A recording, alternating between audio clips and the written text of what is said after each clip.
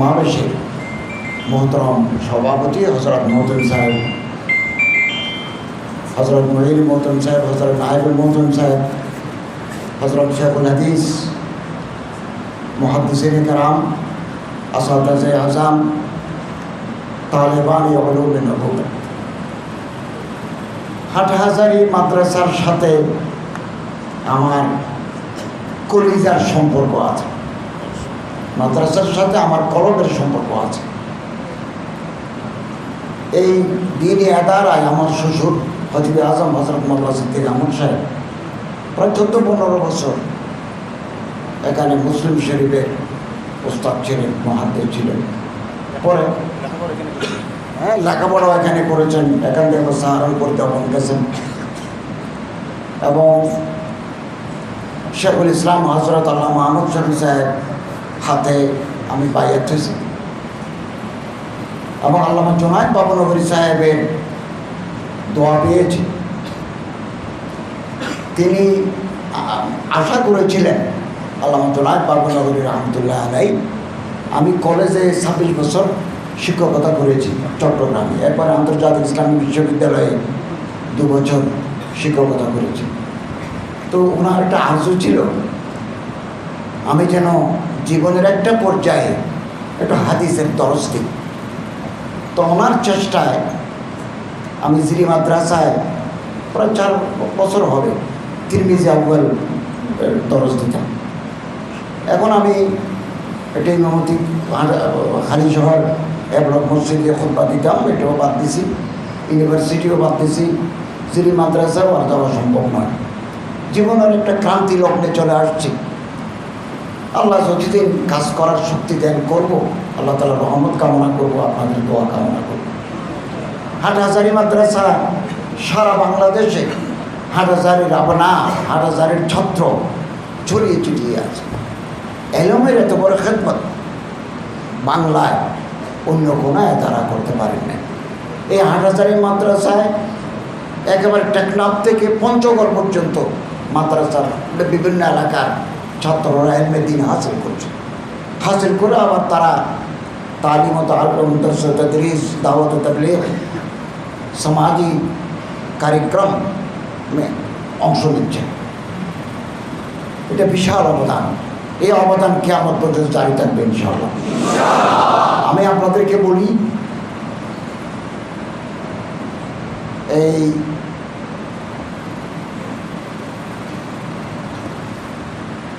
আমি তো ধর্ম মন্ত্রণালয়ের মন্ত্রী বা উপদেষ্টা। আমার মন্ত্রণালয়ের অধীনে খ্রিস্টান কল্যাণ ট্রাস্ট, বৌদ্ধ কল্যাণ ট্রাস্ট, হিন্দু কল্যাণ ট্রাস্ট, ইমাম মুয়াজ্জিন কল্যাণ ট্রাস্ট আছে। আমি সবগুলো ট্রাস্টের চেয়ারম্যান। আমি মুসলমানদের যেমন মন্ত্রী, আমি হিন্দু বৌদ্ধদেরও মন্ত্রী। অতএব আমাকে হাটহাজারী মাদ্রাসায় যেমন আসতে হয়, আমাকে শীতে কালী মন্দিরেও যেতে হয়। It is necessary. আর না হলে আমি রাষ্ট্র চালাতে পারবো না। এবং জন্মাষ্টমীতে এর আওয়াজ চলে আছে 52 বছর যাবত। বদলাতে পারবেন আপনারা জনগণের ম্যান্ডেট নিয়ে, খোলাফায়ে রাশিদিনের আদলে রাষ্ট্র চালাবেন, এরকম ম্যান্ডেট নিয়ে আসলে পরিবর্তন আপনারা করতে পারবেন। এর আগে পারবেন না। আমি পারবো না। এটা দুর্গা পূজায় আসন্ন, দুর্গা পূজার দিন আকলিয়ত যারা আছে, যাদেরকে বলা হয় মাইনরিটিস, এদের তাদের বড় পূজা, এদের সম্বর্ধনা বঙ্গভবনে হবে। রাষ্ট্রপতি, মহামান্য রাষ্ট্রপতি থাকবেন, আমি থাকবো ধর্ম মন্ত্রণালয় থেকে। জন্মাষ্টমীতেও ছিল। এটা আমাদের করতে হবে। দেশ যদি আরেক ধরনের আপনারা করে ফেলতে পারেন, এখন যেমন দেশ আরেক ধরনের হয়ে গেছে, আমরা আসছি। আপনারা যদি জনগণের ম্যান্ডেট নিয়ে, জনগণের সাপোর্ট নিয়ে, কিন্তু অতীতের ইতিহাস তো বেশি ভালো নয়। আমরা তো আলেমরা বিভিন্ন দলে বিভক্ত। আমাদের মধ্যে অহুফত কোথায়, বারাদারি কোথায়, ভাইচারগি কোথায়?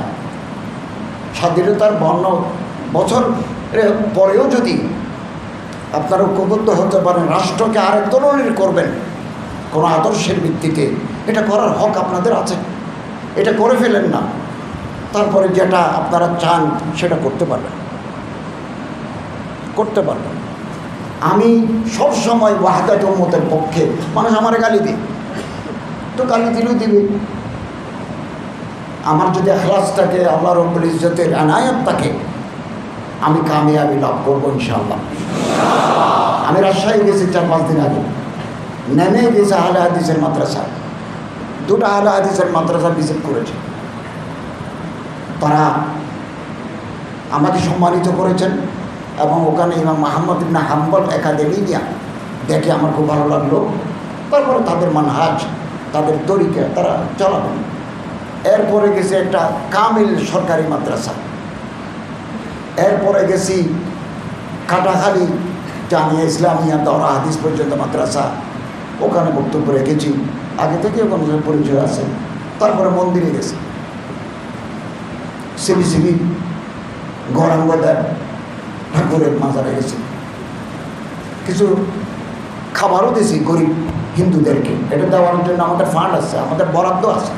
এই দুর্গা পূজার জন্য রাষ্ট্রের বরাদ্দ 4 কোটি টাকা, আগে দিত 2 কোটি 3 কোটি আগের জমানায়, এবারে 4 কোটি টাকা দিছি। এই 4 কোটি টাকা 1 পয়সাও আমরা মন্ত্রণালয়ে না রেখে ডিসিদের মাধ্যমে হিন্দু পূজারীদের মধ্যে ভাগ করে দেব, 1 পয়সাও রাখবো। আর আমি 100% সততার সাথে আমার দায়িত্ব, রাষ্ট্রীয় দায়িত্ব আমি পালন করছি। আমি 1 পয়সা ঘুষ খাবো না, আমি কোনো দুর্নীতির কাছে যাবো না। আমি একটা বৈষম্যহীন সমাজের স্বপ্ন দেখি। এই রাষ্ট্রীয় দায়িত্ব যখন হাতে এসেছে, এটা আমি পালন করার চেষ্টা করব। আমার যারা উপদেষ্টা বন্ধুরা আছেন, আমি প্রত্যেককে, ওলামাদের প্রতিনিধি গেছেন, হেফাজতের প্রতিনিধি গেছেন, মৌলানা সাজ্জাদুর রহমান সাহেবের নেতৃত্বে আমি চিফ অ্যাডভাইজারের সাথে যোগাযোগ করে দিয়েছি, ওনারা আমাদের বক্তব্য রেখেছেন। তারপর রাজনৈতিক দলের নেতৃবৃন্দ, ইসলামী রাজনৈতিক দলের নেতৃবৃন্দ রেখেছেন, আমি তাদের মিট করে দিয়েছি। আমি ভিতরে থাকি, আপনাদের প্রতিনিধি হিসাবে যতটুকু করা দরকার সেটা করতে দ্বিধা করবো না ইনশাআল্লাহ। এবং বিদেশে বাইনাল আকওয়ামি সাতাহ বাংলাদেশ সম্পর্কে একটা মিথ্যা প্রচারণা চলছে। সেটা কি? যে এখানে এই দেশে হিন্দু, বৌদ্ধ, খ্রিস্টানরা তাদের ধর্মীয় কাজ করতে পারে না। ইন্ডিয়ান চ্যানেল আছে, বাইরের চ্যানেল আছে, সবগুলো মিলে একথা। 2টা ভারতীয় চ্যানেলকে আমি সাক্ষাৎকার দিয়েছি। ওখানে আমি বলেছি যে যে প্রচারণা চালাচ্ছে এটা মিথ্যা। আমাদের দেশে হিন্দু, বৌদ্ধ, খ্রিস্টানরা তার ধর্ম পালন করার অধিকার আছে, ধর্ম চর্চা করার অধিকার আছে। আমরা ওখানে কোনো বাধা দিচ্ছি না। যারা বলছে একথা সত্য নয়। এরপরে আমার সাথে ভারতীয় অ্যাম্বাসেডার আমার সাথে দেখা করেছেন, নেপালের অ্যাম্বাসেডার দেখা করেছেন, পাকিস্তানের হাইকমিশনার দেখা করেছেন, আমেরিকার রাষ্ট্রদূত আসবেন আগামী সপ্তাহে, জাতিসংঘের হাইকমিশন থেকে লোক আসছে। তারা প্রত্যেকে বলতেছে we have been concern about the persecution of the minorities in Bangladesh. কিন্তু আমি ক্যাটাগরিলি ডিনাইড দেয়ার অবজেকশনস, দেয়ার কমপ্লেন্টস, দেয়ার এলিগেশনস। আমি বলেছি একথা সত্য নয়, একথা সত্য নয়। হিন্দুদের বাড়িঘর তো কোথাও নষ্ট হয় বিপ্লবের কারণে, তো মুসলমানদের বাড়িঘর তো নষ্ট হয়। ওখানে কোনো সাম্প্রদায়িক তো মনোবৃত্তি ছিল না, এটা বিচ্ছিন্ন ঘটনা, এটা হয়ে থাকে। তবে আমরা এগুলো দমা বা এগুলো নিয়ন্ত্রণে রাখার জন্য রাষ্ট্র চেষ্টা করে যাচ্ছে, প্রত্যেকে সহযোগিতা করে যাচ্ছে। একথাই বারবার বলছে যে এখানে ধর্মকর্ম পালন করা যায় না, সব ব্যাগে ফেলতেছে, এসে বিচ্ছিন্ন কিছু ঘটনা করতে পারে। তো ইনশাআল্লাহ আজিজ, আমি আপনাদের কাছে দোয়া চাই, আল্লাহ তাআলার রহমত কামনা করি, সহযোগিতা চাই, যাতে আমরা একটা বৈষম্যহীন রাষ্ট্র আগামী দিনে যেটা প্রতিষ্ঠা করবেন রাজনৈতিক দলের নেতারা। আমরা তো অন্তর্বর্তী মানে কি, এক সরকার গেল আরেক সরকার আসবে, ওই যে সরকার আসবে তার জন্য জমিন হামোয়ার করা, এটাকে বলে লেভেল প্লেয়িং ফিল্ড, এটা পলিটিক্যাল সায়েন্সের একটা ভাষা। লেভেল প্লেয়িং ফিল্ড, আগামী যে নির্বাচন হবে আমরা নির্বাচন দেব, নির্বাচন কমিশনকে আমরা পুনর্গঠন করব, জাতিকে আস্থায় নেব, আগের মতো হবে না, যার ভোট তিনি দিবেন। আল্লামা মুফতি শফি সাহেব রহমতুল্লাহ আলমতুল্লাহ ইসমাইল সাহেবের ভোটকে হাইসিয়ত কিতাব আছে।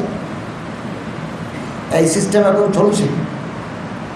আগামী দিনে আপনারা জনগণের ম্যান্ডেট নিয়ে যদি অন্য কোনো সিস্টেমে করতে চান সেটাও করার সুযোগ আছে, আমি আপনাদের সাথে একতলাপ করব না। এখন যে সিস্টেম আছে এটা আল্লামা শফি রহমতুল্লাহ আলাই, তফি উসমানী, মোল্লা ফরিদপুরি রহমতুল্লাহ আলাই সদর সাহেবের এই ভোটের শরীয় হাইসিয়ত কিতাব আছে। তো জনগণে ভোট দেবে, যারা নির্বাচিত হবেন আমরা তাদের কাছে ক্ষমতা হস্তান্তর করব, এবং ক্ষমতা হস্তান্তরের দিন আমরা ডুববো গাড়িতে ফ্ল্যাগ নিয়ে, রাষ্ট্রীয় পতাকা নিয়ে বের হব, রাষ্ট্রীয় পতাকা বন্ধ করে। যেমন আমি এদিন শপথ নিয়েছি, যাওয়ার সময় গেছি আমার গাড়িতে কোনো পতাকা ছিল না, রাষ্ট্রীয় পুলিশ প্রোটোকল ছিল না। যে মাত্র শপথ নিয়ে বের হচ্ছে আমার গাড়িতে পতাকা, আগে পিছিয়ে পুলিশ, এটা রাষ্ট্রীয় প্রোটোকল। এটার জন্য আমরা তৈরি আছি, আমরা চেয়ার ধরে রাখবো না, ক্ষমতায় বসছি আর উঠতে চাইবো না এই মনোবৃত্তি আমাদের নাই। যতদিন আমরা কাজ করতে পারবো ইনশাআল্লাহ স্বাচ্ছন্দ্যে কাজ করে যাব। এর আগে আমরা কিছু সংস্কার চাই, যেটা হচ্ছে আইন শৃঙ্খলা পুনরুদ্ধার, এটা আমাদের অগ্রাধিকার। 2, পলিটিক্যাল স্টেবিলিটি, রাজনৈতিক স্থিতিশীলতা। 3, সাস্টেইনেবল ইকোনমিক সিস্টেম। আমরা যে রাষ্ট্র পেয়েছি ওই রাষ্ট্রের টাকার তৈরি তো খালি কিছু নাই। এখন $2.2 বিলিয়ন প্রতি মাসে বিদেশ থেকে ফরেন রেমিটেন্স আসতেছে। কিছু পাচার হওয়া টাকা আমরা পাইপলাইনে ছিল, ওই পাইপলাইনের ভিতরে টানিয়ে আবার ভিতরে ঢুকে দিছি, ওইটা আউট হতে পারে না। দেশটা তো আমাদের সবার, এ দেশের সম্পদ যারা বিদেশে পাচার করে দেয় তারা কোনোদিন দেশপ্রেমিক হতে পারে না, কোনোদিন দেশপ্রেমিক হতে পারে না। তুমি দেশের সম্পদ। আরেকটা কথা কি জানেন? কপালে সজিদার দাগ, মুখে সুন্নতের দাড়ি, পোশাক শাড়ি, এই চেহারা দিয়ে, এই সুরত দিয়ে বেশি লুটপাট হয়েছে, বেশি লুটপাট।